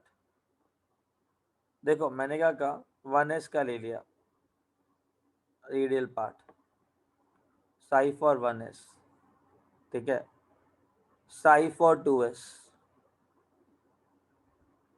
Sai r, sorry radial part की बात हो रही है, psi r for 3s, psi r for 4s along radius. Higher value से शुरू होगा, पॉजिटिव एम्पलीट्यूड, नेगेटिव चेंज नहीं होगा, तो मतलब कहीं ये ड्रॉप नहीं हो रहा है नीचे, पॉजिटिव पे रहेगा और इन्फिनिटी पे जीरो होगा। 2s पे एक रेडियल नोड आएगा, हायर वैल्यू से शुरू किया and then it goes to lower value एक ऐसा पॉइंट आएगा जहाँ पे ये अपना एम्पलीट्यूड चेंज करेगा, देन दोबारा एम्पलीट्यूड चेंज नहीं करेगा तो पॉजिटिव से नेगेटिव जाएगा। जहाँ पे एम्पलीट्यूड चेंज किया वो रेडियल नोड। 3s के लिए अगेन एक हायर वैल्यू से शुरू किया, 2 रेडियल नोड है तो एम्पलीट्यूड पॉजिटिव से नेगेटिव जाएगा, फिर नेगेटिव से पॉजिटिव जाएगा, एंड देन इन्फिनिटी पे 0 जाएगा। और हमेशा याद रखना ये जो हाइट है ना एम्पलीट्यूड वो डिक्रीज होता रहता है सब्सिक्वेंटली। सर मतलब जितना रेडियल नोड है उतने बार वो एक्स एक्सिस को कट करेगा। एग्जैक्टली मैंने भी यही कहा, उतनी बार वो अपना क्या कहते हैं उसको amplitude function amplitude sign change करेगा। ठीक है, अब 4s के अंदर 3 रेडियल नोड है तो उसका ग्राफ इसका शेप क्या रहेगा? ऊपर से स्टार्ट करूं, s है ना, s start from a higher value, तो s है तो ऐसा गया, ऐसा गया, दूसरा रेडियल नोड हो गया, देन सर अगेन तीसरा रेडियल नोड एंड दोबारा हाइट छोटी and then it goes to infinity. Infinity. Understood? ये पॉजिटिव, ये नेगेटिव, ये पॉजिटिव, ये नेगेटिव, ये रेडियल नोड हो गए इसके। चाहिए 1 मिनट, ये ड्रॉ करना 2 मिनट देना। हाँ करो ना, मना किसने किया? I am not saying not to draw it, draw it, take your time, not a big deal. और नहीं समझ में आया ना, नहीं समझ मतलब जहाँ पे भी अटक रहे हो पूछ लो।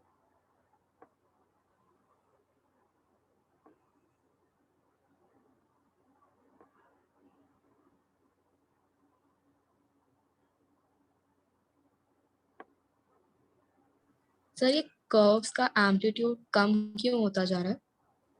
बेटा वो जो इक्वेशन श्रोडिंगर ने दी थी ना, अगर उसके अंदर आर पुट करोगे ना साई आर का वैल्यू कम हो रहा है।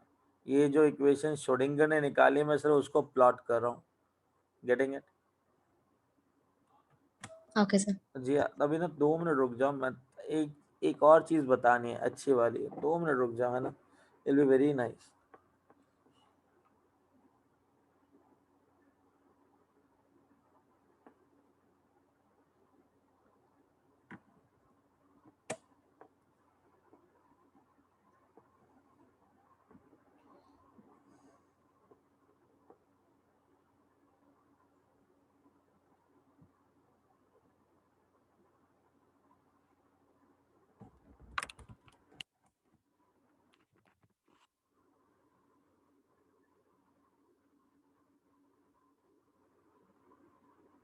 हो गया सर।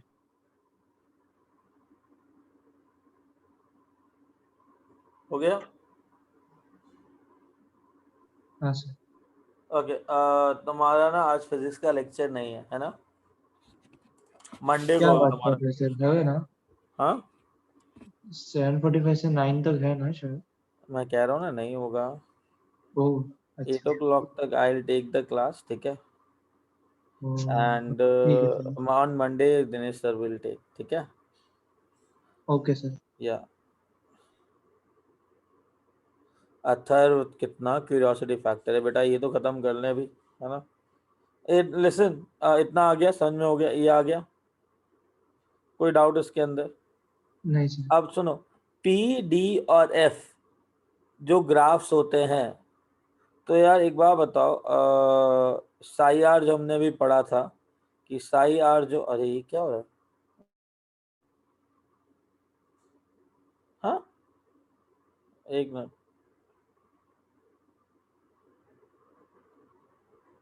ओके लिसन गैस, हम लोगों ने क्या किया, साई आर पढ़ा था। साई आर का जो फंक्शन था मैंने कहा था आर की पावर एल होगा, देन आर की पावर एन माइनस सॉरी हाँ एल माइनस वन, ये पॉलिनॉमियल का पार्ट होगा। Getting it? यार एक बात बताओ, एल वैल्यू जो है पी डी और एफ का वो 1 है, 2 है और 3 है, करेक्ट? मतलब आर की पावर कुछ रहेगा ब्रैकेट के बाहर, है ना? हाँ अगर रेडियस 0 डालूंगा तो साई आर क्या हो जाएगा? 0। हाँ मैंने क्या कहा, पी डी और एफ का कर्व ना हमेशा 0 से स्टार्ट होता है। कहाँ से स्टार्ट होता है? 0। और उसका जो शेप है ना वो सिमिलर रहता है। शायद तो अगर मैं साई आर का शेप बनाऊं, पी कहाँ से स्टार्ट होता है? पी ऑर्बिटल के सबके सेल नंबर से स्टार्ट होता है। 1। वेरी गुड, शाबाश। 2p। अच्छा अच्छा, सॉरी मैं एल सोच रहा था। D 3, F 3 4। 4 अच्छा, इनके अंदर 0 रेडियल नोड है और इनका हमेशा 0 से स्टार्ट होगा। It goes to higher value and then become 0 again at infinity. Getting it? ये जो ग्राफ का शेप है इन तीनों के लिए कॉमन रहेगा। मैं शेप की बात कर रहा हूँ, इस डिस्टेंस की बात नहीं कर रहा हूँ। ये डिस्टेंस सबके लिए अलग अलग होगा। Getting it?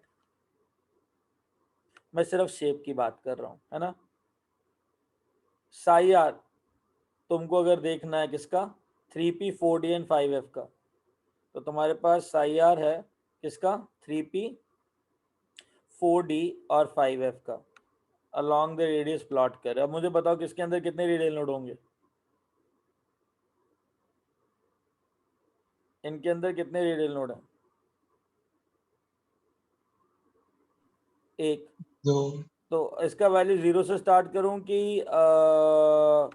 हायर वैल्यू से स्टार्ट करूं? थोड़ा भूमू सबके अंदर 0. 0 से स्टार्ट करूंगा, राइट। तो it goes to a higher value and from positive it become negative because I do have one radial node, and then I can become 0 at infinity. So I do have positive amplitude, negative amplitude, I do have a radial node. Getting it? कोई doubt? कोई No. Doubt? अच्छा, हाँ 0 से। और देखो high decrease हो रही है, मैंने कहा था ना हाई डिक्रीज करना, तो हाई डिक्रीज कर रहा हूँ मैं। अब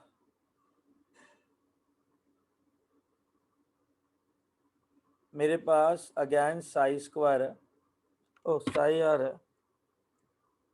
वो प्लॉट कर रहा हूं मैं 3p 4d 5f। Getting it?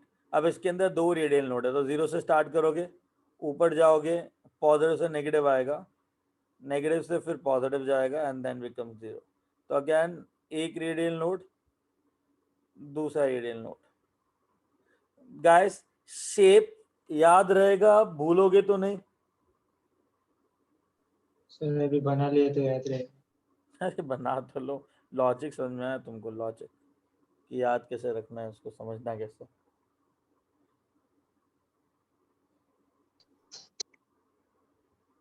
Understand?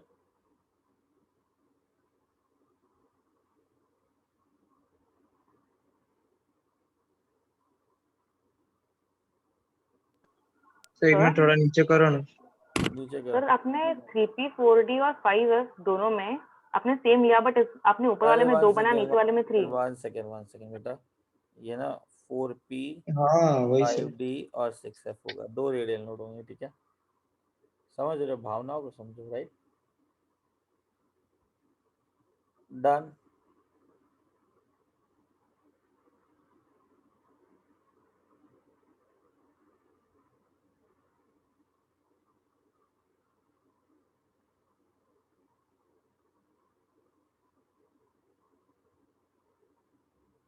लिख लिया हाँ जी,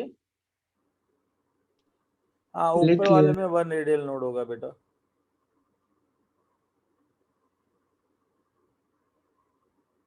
चलें आगे।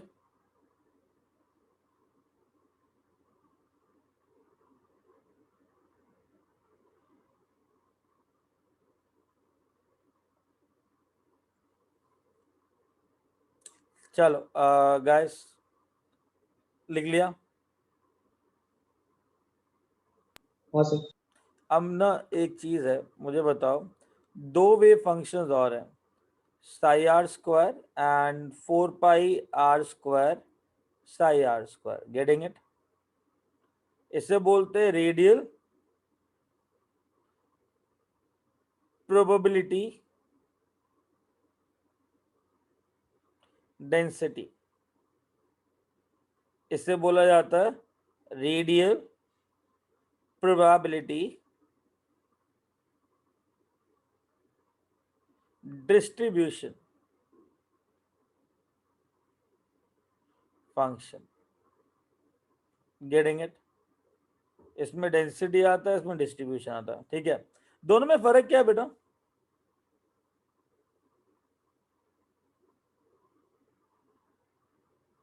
सुनो,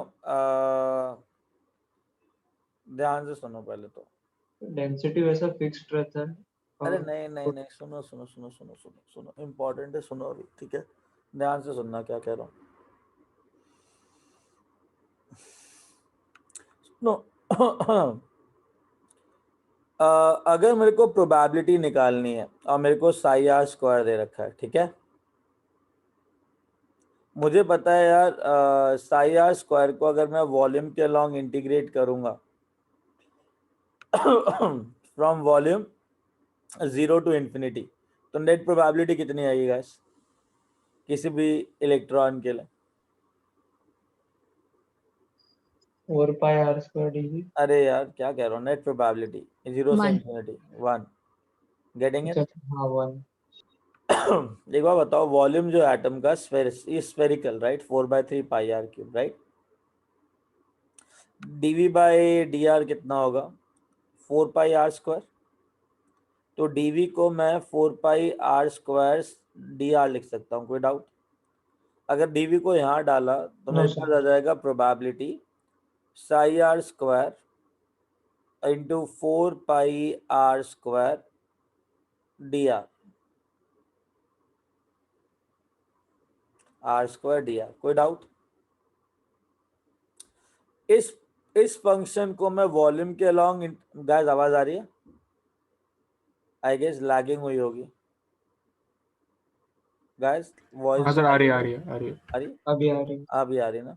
मैंने कहा इस फंक्शन को I am plotting integrating along the volume, और इस फंक्शन को मैं along the radius plot integrate कर रहा हूँ। Getting it? अगेन रेडियस 0 से infinity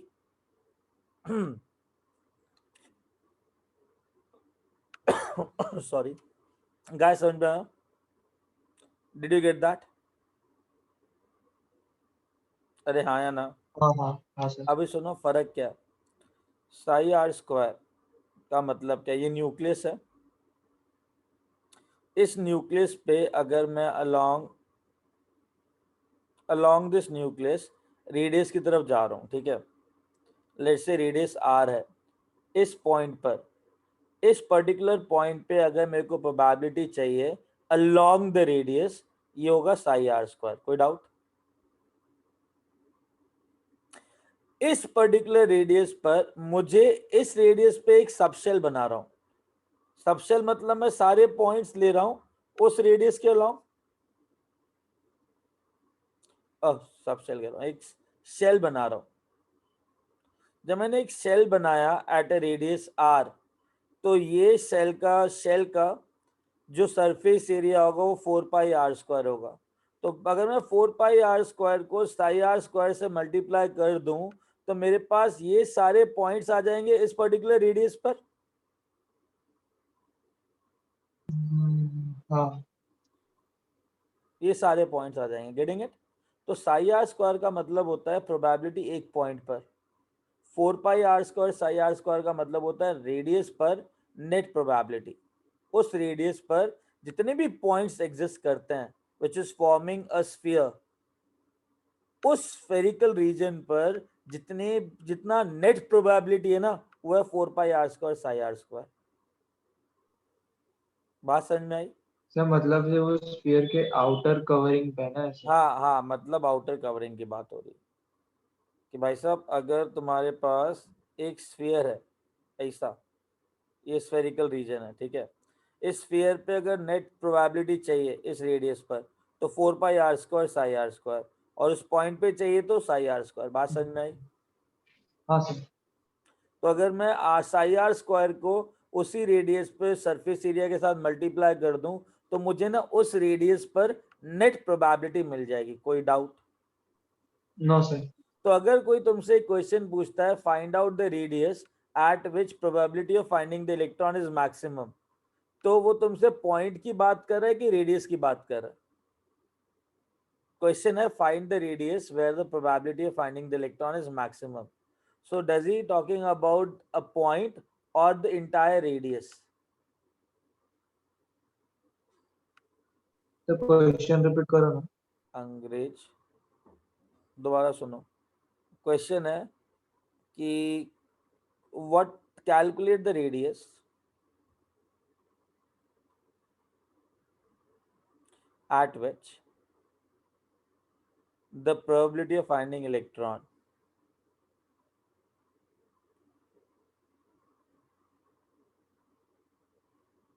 is maximum. So he is asking about the radius or a point at that radius. तुमसे वो नेट रेडियस मांग रहा है कि एक पॉइंट मांग रहा है? Point. कहाँ पॉइंट? दोबारा पढ़। Calculate the sir radius at radius which. लिखा हाँ, he never asked about a point. He said इस रेडियस पर, किस रेडियस पर probability of finding electron maximum होगी। रेडियस की बात कर रहा है तो सारे पॉइंट्स कवर कर रहा होगा ना, क्योंकि उसने सिर्फ एक रेडियस बोला था, उस रेडियस पे सारे स्फेरिकल रीजन वाले पॉइंट्स कैलकुलेट हो जाएंगे। तो is talking about radius part और a point at a point. पूरे रेडियस। हाँ हाँ हाँ, गेटिंग अ पॉइंट। तो ये जो फंक्शन है ना, it will help you to calculate or to find that particular radius where the probability of finding electron is maximum. Got that point? हाँ सर। Understood? आगे चलें, आगे चलें। हाँ सर। अब सुनो,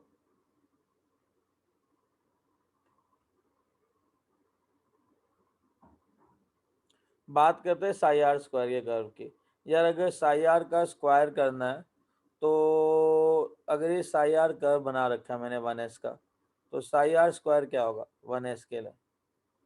ये पॉजिटिव रहेगा, positive he like it become like this along the radius. Positive square करने से जो चीज नेगेटिव है it become positive, right, like this. हाँ सर समझ गया। साई आर इमेज ले। स्क्वायर करने से शेप वैसा ही रहने वाला है, जो चीज नेगेटिव है become positive, like this. Getting it? Image ले रहे हैं ना बस वैसे। हाँ हाँ, साई आर स्क्वायर, जो चीज पॉजिटिव वो पॉजिटिव ही रहेगी और जो चीज नेगेटिव है वो पॉजिटिव हो जाएगी, इज लाइक दिस। कोई डाउट?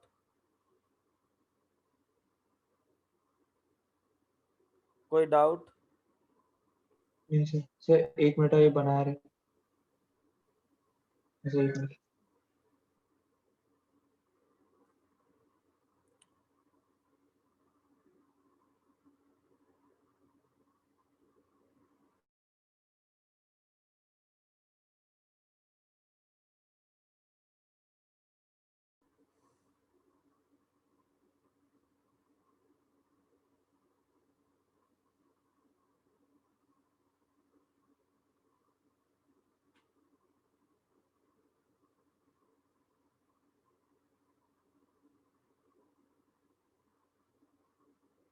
बना लिया?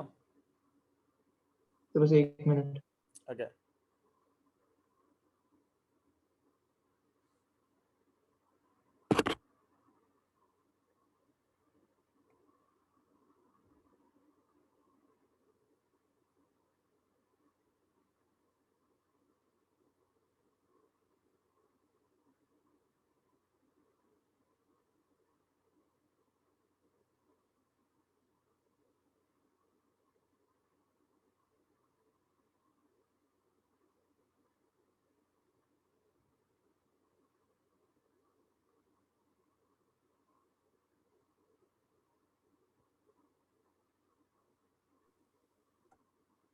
Okay done. हाँ सर डन। चलो, तो पता लगे ना साई। सर एक्स एक्सेस को कहीं पे भी कट नहीं कर रहा है तो क्या कोई रेडियल नोड नहीं होगा?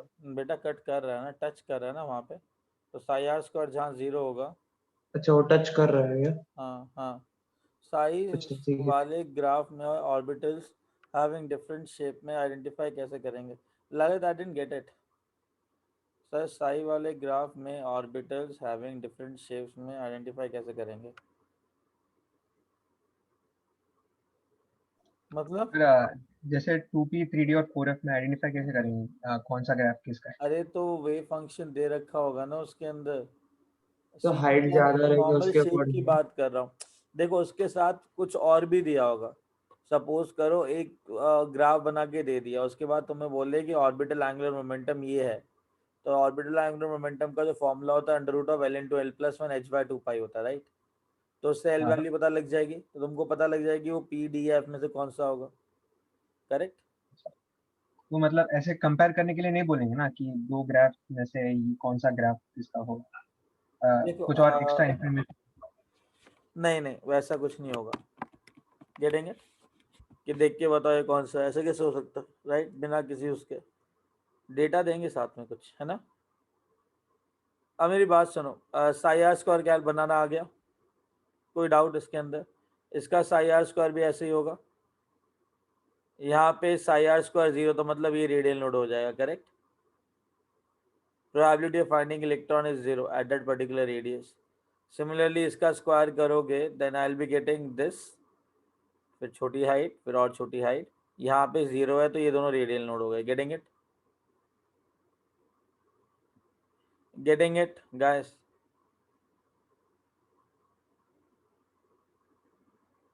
ओए बच्चा पार्टी, समझ में आया तुमको कि बना कैसे है? हाँ सर। चले आगे। अब मेरी बात सुनो, plots of 4πr² Sai r², getting a point. भाई साहब सुनो, मुझे पता है साई r² ना s ऑर्बिटल के लिए हायर वैल्यू से स्टार्ट होता है, राइट। जब रेडियस 0 होता है s ऑर्बिटल के लिए, तो ये हमेशा हायर वैल्यू से स्टार्ट होता है, करेक्ट, अंडरस्टूड। अगर हायर वैल्यू को मैं 4πr² से मल्टीप्लाई करूं जहां पे रेडियस 0 है, तो 0 इंटू अ हायर वैल्यू क्या आएगा बेटा? अगर 4πr² 0। को, हाँ 0, तो पता है क्या, SPDF, इसके अंदर चारों का जो शेप है ना सेम रहता है, चारों के चारों ऑर्बिटल 0 से स्टार्ट होते हैं, गेटिंग इट। और सुनो, जैसे जैसे रेडियस बढ़ेगा वैसे वैसे 4πr² multiplied by Sai r² भी बढ़ेगा।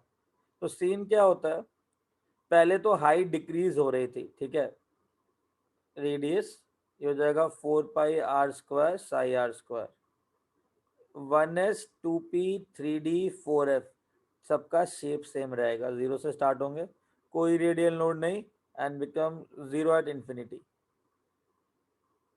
4πr² Sai r², 2s 3p 4d 5f का शेप सेम रहेगा, starting from 0 it increase, it approach a maxima, then again radial node and then maxima। इसमें हाइट बढ़ रही है कम हो रही है? बढ़ गए। तो मतलब देखा जाए जो मैक्सिमम प्रोबेबिलिटी वाला रीजन है, जैसे साइज ऑफ ऑर्बिटल बढ़ता है तो मैक्सिमम प्रोबेबिलिटी वाला रीजन दूर जाता है। पहले मैक्सिमम प्रोबेबिलिटी वाला रीजन पास में था, अब जो मैक्सिमम प्रोबेबिलिटी वाला रीजन है वो कहाँ चला गया? दूर चला गया, बिकॉज साइज ऑफ ऑर्बिटल बढ़ जाएगा, करेक्ट, करेक्ट हाँ सर। गाइस, समझ में आया? ये शेप समझ में आया कि सबका शेप सेम सेम ही रहता है? तो एक बार बताओ मुझे, शेप बताओ किसका, 4πr² साई r² के अंदर 3s 4p 5d 6f का शेप क्या होगा?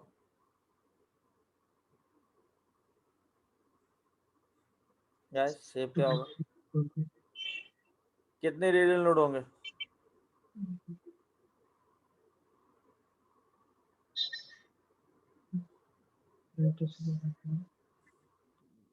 दो रेडियल नोड, गेटिंग इट, या अंडरस्टूड, अंडरस्टूड। सर एस वाले में आपने सिर्फ आधा ही बना के छोड़ क्यों दिया? किधर? एस वाला दिखाई ना सबसे ऊपर। हाँ तो नहीं, थोड़ा और ऊपर गिरे, दिख नहीं रहा। एस ऑर्बिटल में। अरे मैं बता हाँ, रहा था इसमें कि एस ऑर्बिटल जनरली कहाँ से स्टार्ट होता है, साई या साई स्क्वायर। अच्छा जस्ट अच्छा डिस्कशन कर रहा था मैं ये, गेटिंग इट। अच्छा, ओके सर।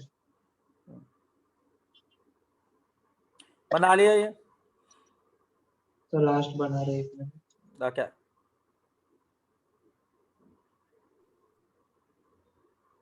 तो ज्यादा मैटर क्या करेगा मेरे लिए, साई आर स्क्वायर की 4 पाई r² Sai r square. 4 pi square sine square. हाँ, क्योंकि मुझे एक पर्टिकुलर रेडियस पे उस पर्टिकुलर रीजन उस पर्टिकुलर स्फेरिकल रीजन पे प्रोबेबिलिटी देता है, गेटिंग इट। तो मेरे पास नेट प्रोबेबिलिटी आती है उस रेडियस पर,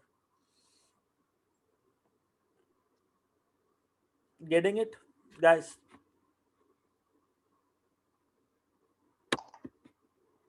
चलो अब एक काम करें, छोटा सा, ज़्यादा नहीं, एनसीईआरटी का इक्वेशन है, चीज़ें हैं, मैं वो डिस्कस कर रहा हूँ इसके अंदर, ठीक है।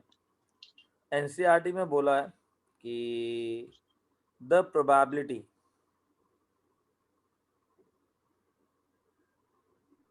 Of finding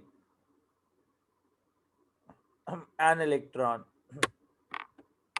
for 1s orbital is maximum at the nucleus।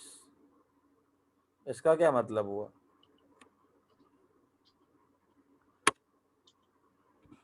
ये सही है गलत है, पहले तो ये बताओ। लॉजिकली सही दिखता है तुमको? मतलब एक ऐसा ऑर्बिटल है, स्फेरिकल ऑर्बिटल है, ठीक है, उसके न्यूक्लियस पर probability of finding electron maximum है, ऐसा पॉसिबल है क्या? मतलब न्यूक्लियस का क्या मतलब हो गया, न्यूक्लियस के एकदम सेंटर पे probability of finding electron maximum है, ट्रू है क्या ऐसा ऑर्बिटल के लिए? हाँ जी, नहीं सर। अच्छा। जब मैंने बोला एट, तो मैं एक पॉइंट की बात कर रहा हूं कि रेडियस की बात कर रहा हूं? मैं एक पॉइंट की बात कर रहा हूं कि रेडियस की बात कर रहा हूं? पॉइंट। एक पॉइंट की बात कर रहा हूं, getting it. So I am talking about a point right now. तो एक पॉइंट पर प्रोबेबिलिटी कितना है उसका, ठीक है। तो यार पॉइंट के लिए जो कर्व आया वो साई आर स्क्वायर का कर्व है, ठीक है। Psi r square for 1s radial part, ठीक है। यार इसका कर्व हमेशा हायर वैल्यू से स्टार्ट होता है, करेक्ट? हाँ। तो श्रोडिंगर ने जो इक्वेशन बनाई थी, जब रेडियस 0 था तो उसका वैल्यू मैक्सिमम था कि नहीं था?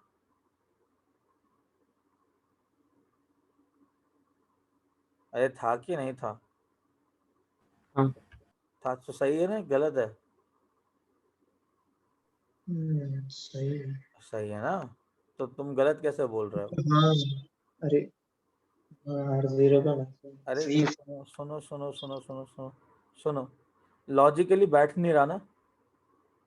तुम्हारे हिसाब से न्यूक्लियस के अंदर इलेक्ट्रॉन कैसे आएगा, करेक्ट?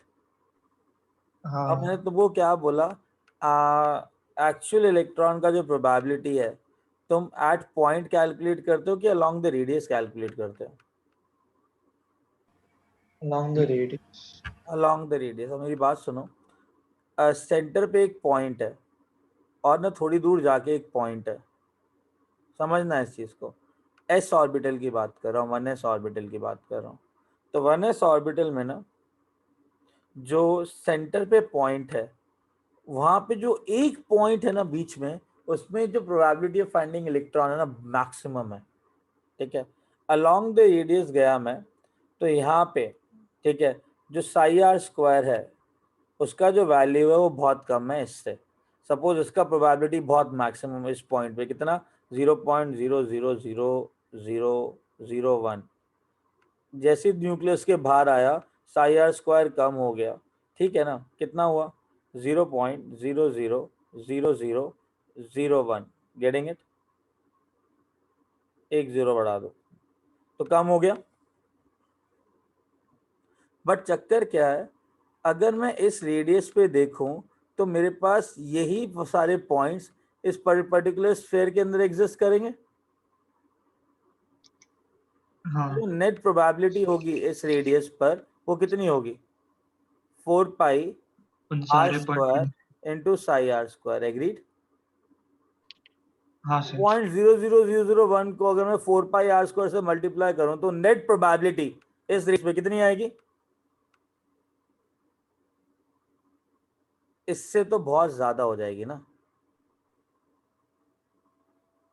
करेक्ट। और एक बात बताओ, जब रेडियस हाँ 0 है तो नेट सरफेस एरिया कितना होगा 4 पाई आर स्क्वायर? अगर रेडियस 0 है 0 जीरो तो नेट प्रोबेबिलिटी कितनी होगी? जीरो। तो तुम भी सही हो, श्रोडिंगर भी सही है, क्या दिक्कत है? सॉरी। बात समझ में आ रही है? हाँ सर। सर एट लेकिन एट अ पॉइंट की बात कर रहा ना, एट अ पॉइंट की, तो मतलब साई आर स्क्वायर की बात कर रहा, अलोंग द रेडियस की बात कर रहा, तो बात कर रहा 4 pi r square psi r square की। हाँ बोलो। नहीं सर ठीक है। ओके, बात समझ में आई गैस? फर्क समझ में आया साई आर स्क्वायर और 4 pi r square psi r square में? और ये भी ट्रू है, हमारा अजम्पशन भी ट्रू है। Getting it?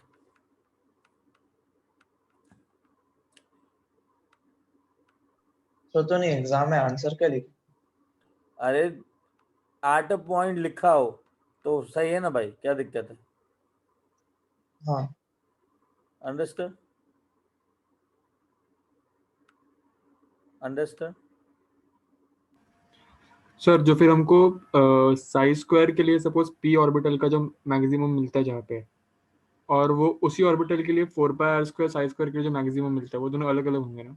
हाँ, साई आर स्क्वायर का मैक्सिमम और 4 पाई आर स्क्वायर का मैक्सिमम अलग अलग होगा। वो एक ही सेम ऑर्बिटल के लिए। हाँ, एक ही सेम ऑर्बिटल के लिए कौन था? पॉइंट पे मैक्सिमम हो सकता है, रेडियस पे कोई और मैक्सिमम हो सकता है। करेक्ट, दोनों का अलग अलग होगा। और हमको फॉलो कौन सा करना है? 4 पाई आर स्क्वायर। एग्जैक्टली। समझ में आई बात गाइस? समझ में आई बात? हाँ समझ में आई? हाँ। अभी एक और चीज सुनो।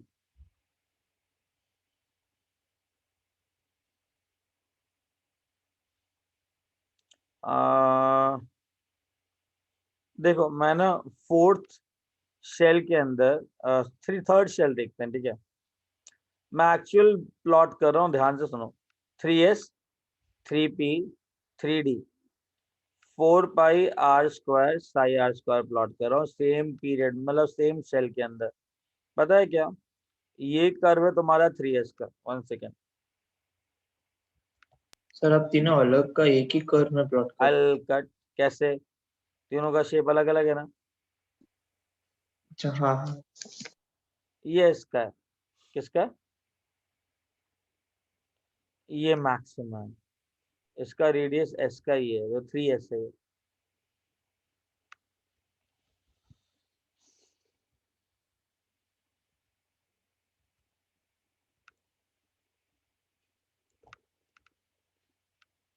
देखो,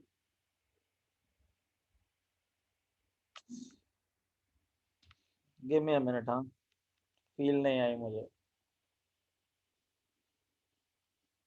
जब तक ये ठीक होता है बाद में देखते हैं। तो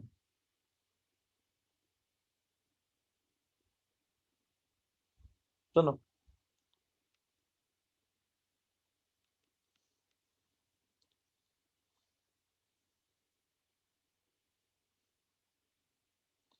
4 pi r square psi r square for Pranay 8 बजे तक है। 3s 3p 3d। एक बार बताओ, 3s के अंदर कितने रेडियल नोड्स होते हैं? दो। दो। दो। दो दो रेडियल नोड होते हैं, ठीक है?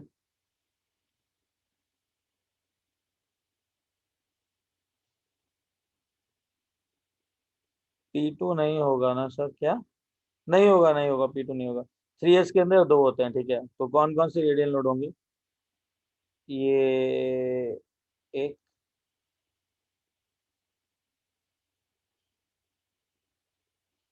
ये दो, ये कर्व है तुम्हारा 3s का।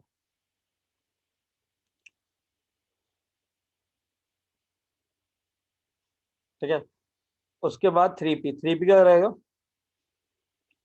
3p का जो कर्व होगा वो ऐसा होगा, एक रेडियल नोड होता है उसका।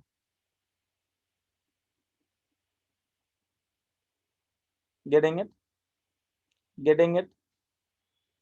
और ये तुम्हारा 3d का होगा। जो 3d का बड़ा वाला मैक्सिमा है ना, वो ज्यादा पास है। 3p का जो बड़ा वाला मैक्सिमा है थोड़ा दूर है। 3s का सबसे बड़ा मैक्सिमा और दूर है। Getting it? जस्ट तुम्हारे को एक्स्ट्रा इंफॉर्मेशन देने के लिए बनाया है ये, कि कर्व ऐसा आता है। ये तुम 3d का ले लो। एस ऑर्बिटल जो है वो बहुत ज्यादा पेनिट्रेटेड है, देख सकते हो। S is more penetrated towards the nucleus. जो पहला वाला मैक्सिमा है वो न्यूक्लियस के पास है, इसका पहला वाला मैक्सिमा न्यूक्लियस से दूर है। बट जो बड़ा वाला मैक्सिमा है ना, वो 3d का सबसे ज्यादा पास आता है। फिर तुम्हारा 3p का आता है, और लास्ट में 3s का आता है। बट पेनिट्रेशन 3s का ज्यादा है। अंडरस्टूड? अंडरस्टूड? हाँ सर। चले आगे चले, ये एक्स्ट्रा है। अब क्वेश्चन सॉल्व करते हैं एक, उसके बाद विल वाइंड अप। ठीक है,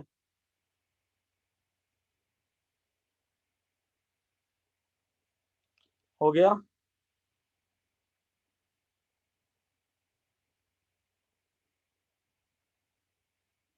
लिख लिया? सर बस 1 minute. Okay.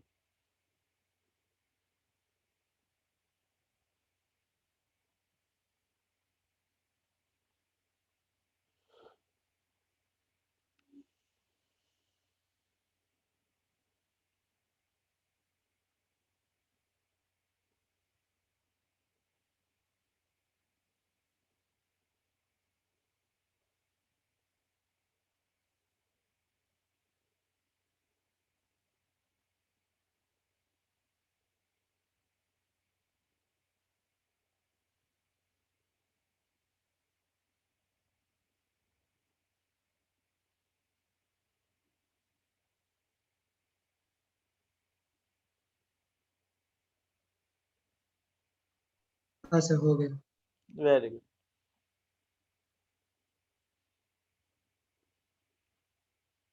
Now where we, एक क्वेश्चन सॉल्व करते हैं। ठीक है, क्वेश्चन क्या तुम्हारे पास?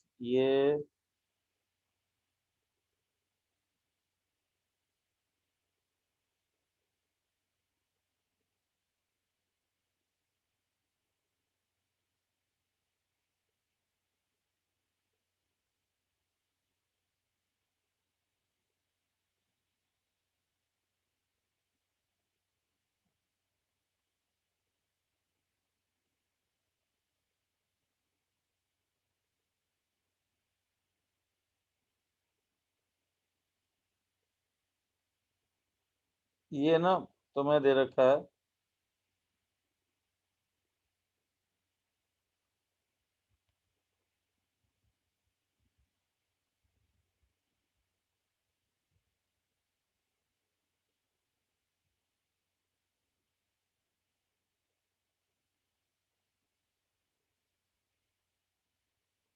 तुम्हें कुछ दिख रहा है स्क्रीन में?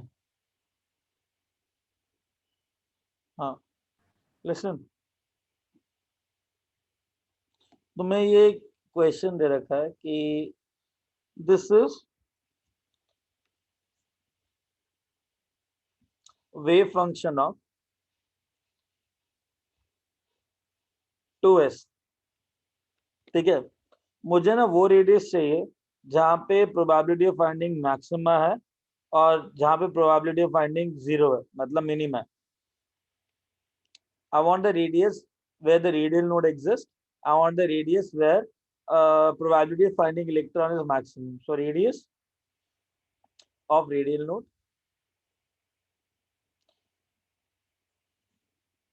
radius जहाँ पे maximum probability है। ठीक है, सॉल्व करोगे कि मैं करूं? तो थोड़ा time 2 minute low, I just come.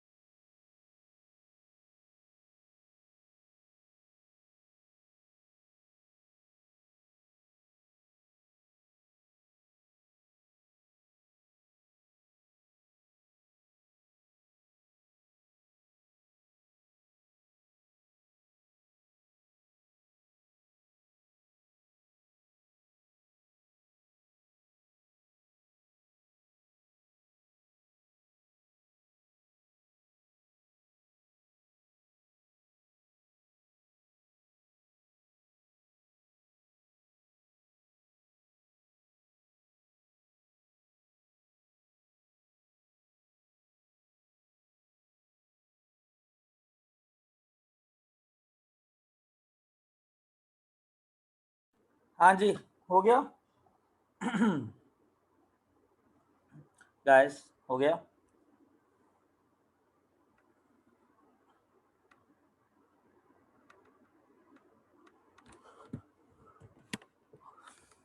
हाँ जी,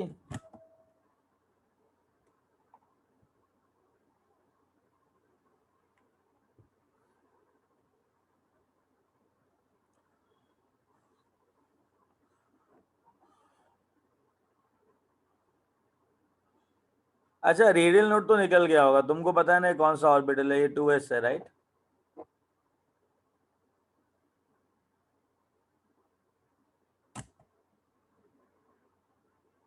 गाइस, आवाज आ रही है?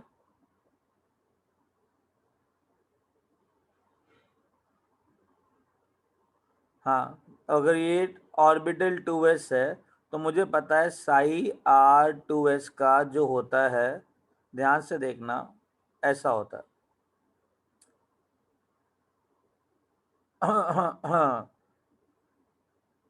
एक रेडियल नोड रहेगा, getting it guys? Okay Rishikesh, हाँ ठीक है, सही है। इसको 0 पुट करोगे तो क्या आएगा? बिकॉज रेडियल नोट पे साई आर की वैल्यू 0 होती है, डायरेक्टली 0 पुट कर लो तो तुमको एक आर आ जाएगा। देखो ये जब 0 कब होगा, साई 2s 0 कब होगा? जब तुम्हारा 2 minus z r by a naught 0 होगा और ई की power minus z r by 2 a naught 0 होगा। तो ऑब्वियस सी बात है, अगर ये टर्म 0 हुआ तो z r is equal to 2 a naught आ जाएगा और r is equal to 2 a naught by z आ जाएगा और आर की पावर एक आ जाएगा इन्फिनिटी, बिकॉज एनीथिंग की power minus infinity is 0। Infinity पे हम रेडियल नोड कंसिडर नहीं करते हैं, तो एक ही रेडियल नोड निकला 2 ए नॉट बाय जेड। कोई डाउट? ओके ललित, हाँ जी, समझ में आई बात? बात समझ में आई? साई को 0 पुट कर दिया, I got a radial node जो है कि 2 ए नॉट बाय जेड। अगर मेरे को मैक्सिमम प्रोबेबिलिटी का रेडियस चाहिए तो मैक्सिमम प्रोबेबिलिटी रेडियस के अलोंग कौन सा फंक्शन देगा? 4 pi r square psi r square, agreed. यही फंक्शन तुमको बताएगा कि maximum probability along the radius कितनी होगी। मैं नॉट अलोंग अ पॉइंट तो पूछा नहीं है, अलोंग द रेडियस पूछा है, राइट? तो 4 पाई फंक्शन कहाँ गया अपना, देखो यार, this entire thing is constant, ये पूरी चीज कांस्टेंट है, तो उसको मैं k मान लेता हूँ, ठीक है। अगर पूरी चीज कांस्टेंट, इसको k मान लिया, 4 पाई भी कांस्टेंट है तो 4 पाई भी k ही मान लिया, तो 4 पाई इसको k स्क्वायर ले लिया into 2 minus ZR by a naught whole square into e की power minus ZR by a naught into 4 pi r square और आएगा। Getting it? तो ये फंक्शन आ गया मेरे पास। तो मुझे पता है अगर ये फंक्शन मेरे को अलोंग द रेडियस बताएगा तो मैंने D P by d are को अगर मैंने 0 पुट कर दिया तो मेरे पास आंसर आ जाएगा, हाँ या ना। तो मेरे पास वो रेडियस आ जाएंगे जिसमें ये फंक्शन मिनिमा या मैक्सिमा होगा, करेक्ट। अगर मैंने इसको 0 पुट करना है तो इसको 0 पुट करने का कुछ फायदा नहीं है, तो उसको निकाल के बाहर फेंक दो, सिर्फ इसको डिफरेंशिएट करोगे तो आंसर आ जाएगा, करेक्ट।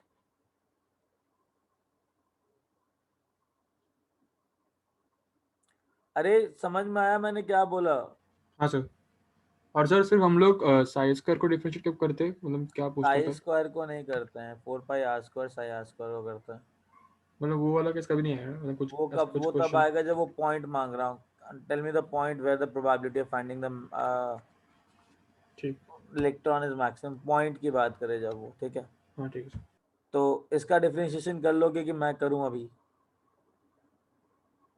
आर स्क्वायर का 2r 2 minus z r by a naught whole square e की power minus z r by कितना है ऊपर, ए नॉट, फिर प्लस आ जाएगा r square as it is, then ये आ जाएगा 2 into 2 minus z r by a naught, फिर minus z r by a naught मतलब minus z by a naught, multiplication में जाएगा, फिर ई की power minus z r by not as it is आ जाएगा, फिर तुम्हारा r square as it is आ जाएगा, 2 minus z r by a naught square आ जाएगा। इसका डिफ्रेंशिएशन करोगे तो ई की power minus z r by a naught ही आएगा, multiplied by minus z by a naught आएगा। यही आया बेटा। 2 क्यों आएगा? वो 2 ए नॉट था, z r by 2 a naught, तो 2 गया ना नंदिनी। सी there was already 2 over there, हाँ वो 2 चला गया, उड़ गया, स्क्वायर किया ना हमने, फिर इसको हमने 0 पुट कर दिया, तो कॉमन निकाल लो, r कॉमन निकल गया, 2 minus z r by a naught common निकाल सकते हो, ई की power minus z by a naught common निकाल सकते हो। उसके बाद ब्रैकेट के अंदर तुम्हारा यहाँ पे 2r बचा, अब 2r नहीं, 2 into 2 minus z r by a naught बचा,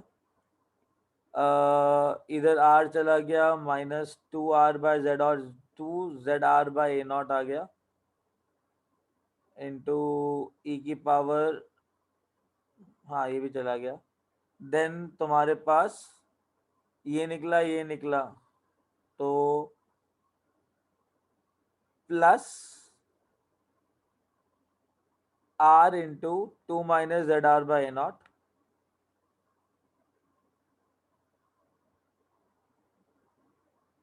ये बचेगा, and minus z by naught बचेगा, मल्टीप्लाइड में, मल्टीप्लिकेशन में है, तो माइनस ले लो z r by not.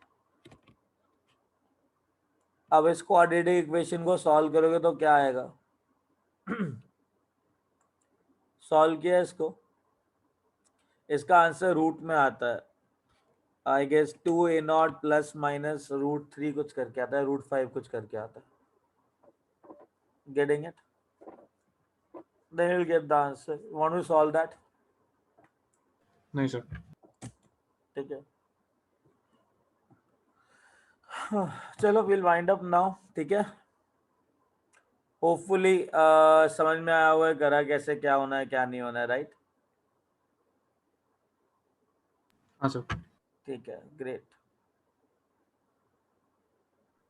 Sir please ये रिकॉर्डिंग डाल देना, मैं स्टार्टिंग में आ नहीं पाया था। ठीक है, ओके, डन। चलो तो मस्ती करो, है ना, मिलते हैं बाद में। तुम्हें कहा था ग्रुप में, कॉमन ग्रुप में डाउट पूछा करो, ठीक है। चलो